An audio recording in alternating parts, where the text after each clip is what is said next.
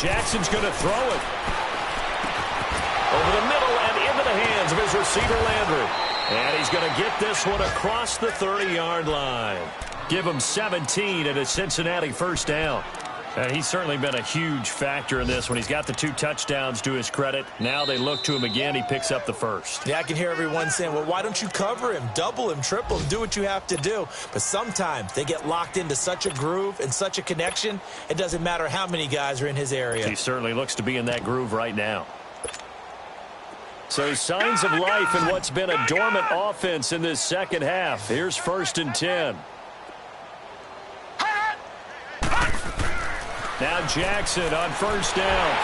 Nowhere to escape, and he goes down. Now the Steelers use the second of their 3 timeouts as they'll stop it with just over 40 seconds to go in the game.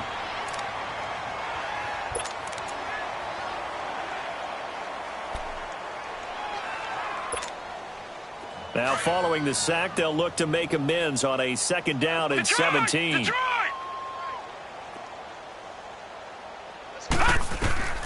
From the gun, it's Jackson. And that's going to wind up incomplete. However, we do have a flag down. Let's check in with our referee.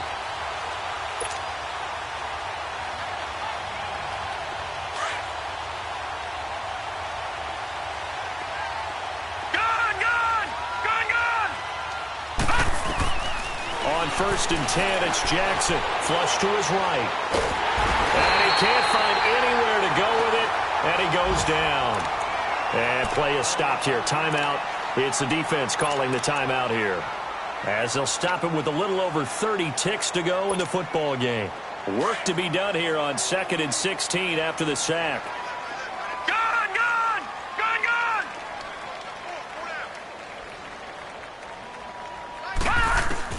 And despite the late lead, Jackson to throw. Into double coverage, and it's intercepted. Picked off at the 28. Spinning away. And the return stops just a few yards shy of midfield. They'll spot the ball at the 47-yard line. Line of scrimmage, the 31 now on 1st and 10.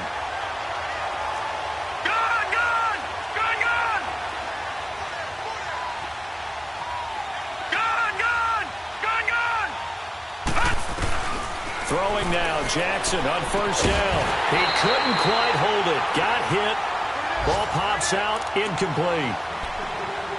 Basically, you're not going to outwork 2 guys very often. Double coverage. I thought he was going to go somewhere else with the football. I get it. That's a stud wide receiver. You want to try to get him the football. Yeah, sometimes you rely on him a bit too much. You forget the other options that are out there. And he's going to go down. They get to him back at the 40. And now maybe they want some extra time to talk about this 3rd and long play, as we'll get a timeout. That'll leave them with just 1 remaining in this 4th quarter of play. The Bengals on 3rd down. They've converted 3 out of 5 thus far. This will be 3rd and 19. Jackson from the gun, he'll throw. Dancing to his left. Now he'll throw deep left side. And that'll be incomplete with just 6 seconds left on the clock. I guess they figure with a guy who is that hot downfield, who knows how to get the ball into the end zone, you throw it up and give him every opportunity, even though that one fell incomplete. Yeah, he's already been in the end zone multiple times. Tried to target him again deep there, but unsuccessful. On is the punter, King, to send it away.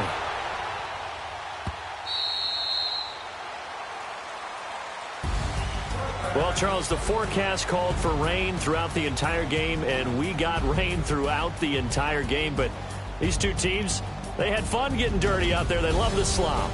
Did you trust the forecast ahead of time? Are you one of those guys that's skeptical about it, or did you trust it? But when I saw just a big blob of green on the radar, I said, okay, let's trust. Yeah, and that's why I'm glad you took my advice. Got your notes laminated, because, you know, open air.